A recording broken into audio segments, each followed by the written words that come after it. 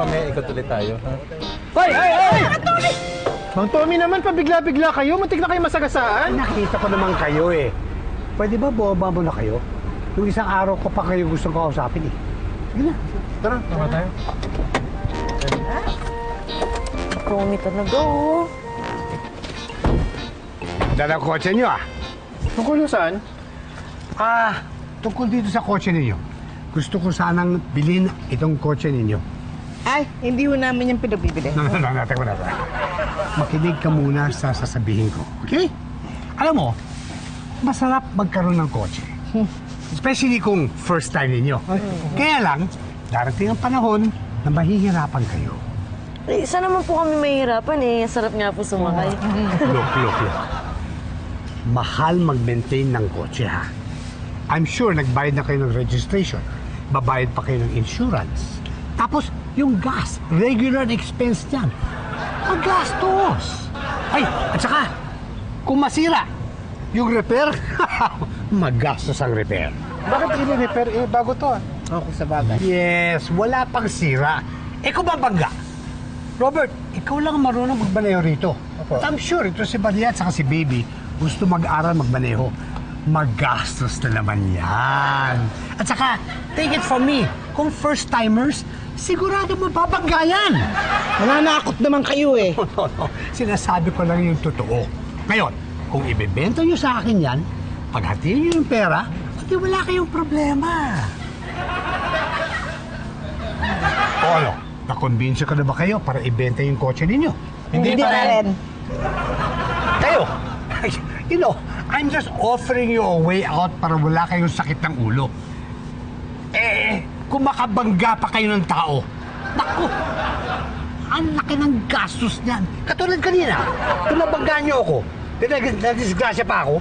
Kung mangyari man yun, doon namin masasabing wala kaming sakit ng ulo.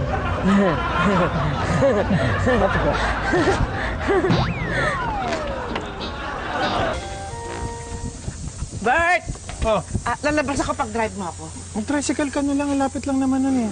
Ay, hindi pwede. Schedule ng paggamit ko sa kotse ngayon, no? Natusan kasi ako ng sir kagabi. Napagod ako sa traffic eh. Hindi pwede yan. May usapan tayo, di ba? Sige na nga. Oh, teka lang. Ate Baby, sama ako. Ay, naku, wag na. Baka kailanganin ka dito. Eh, ba't ikaw? May bibilin lang ako. Eh, inutos ba ni Ma'am yun? Hindi. Papapalit ako. O, eh, yun naman pala isama na ako. Kotse ko rin naman to eh. Sige na nga. Yes! Op! Sandali! Ba't siya kayo sasakay? Baka pagkamalan akong driver eh. Ano bang trabaho mo? Driver! Oo nga. Kinabilis! Daot! Ay, mag-ambag-ambag tayo ah. Magkapagas tayo. Na naman, di ba kakapagas lang natin? Ubus na eh. Tsaka 100 lang yan eh. Grabe, ang bilis naman maubos niyan. Paano? Araw-araw natin ginagamit. Baka naman kasero ka, kaya malakas.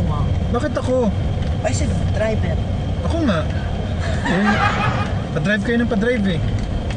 Tsaka kailangan nakakotse pa kahit malapit lang yung pupuntahan.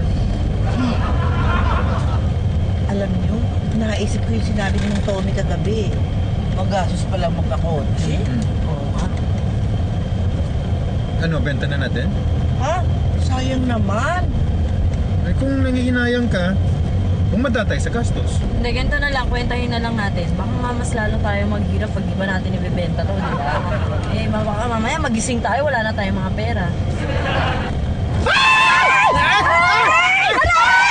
Arigo! Bert, dahan-dahan naman! Nagkakuntugan na kami, oh! Muntik na tayo! Paano kung mabangga at mawasak tong kotse? Ang laking gastos dun! Hindi lang yun!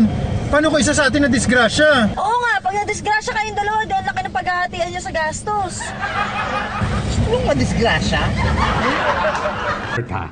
Yung market value ng kotse mo is 525,000. Bibigyan ko kayo ng 350,000. Ganun lang po? Ang baba naman. Second hand ni. O sige, pahig na ako. Eh, kailangan namin mabenta eh. Oh, sige. Nick? Sige po. Robert! Ay, naayos na namin naman, Tommy, yung presyo. Ay, hindi. Huwag mong kausapin yan. Lulukoyin lang tayo niyan eh. Babarating lang tayo niyan. May nakausap na ako. Maganda yung offer. Uy, magkano? 325,000. 325,000? Ikaw pa na nagpaloko eh. Mas malaki yung alok ni Mang Tommy. 350,000. 350 bukols. Pwede sa kanya na tayo. Oo nga, no? Oh, see? Sige po, Tommy. Hey, Bert! Good news! Ano yun? Okay na, nabenta ko na yung kotse. Ayan, oh. 250,000. Ang galing mag-ahenda nito ni Patrick. Ikaw? Ako. Tinatawaran nga ako ng 200,000. Ano ko, utoto? Ang galing nito, ibang klase. Bakit? Ba't ako inano ba?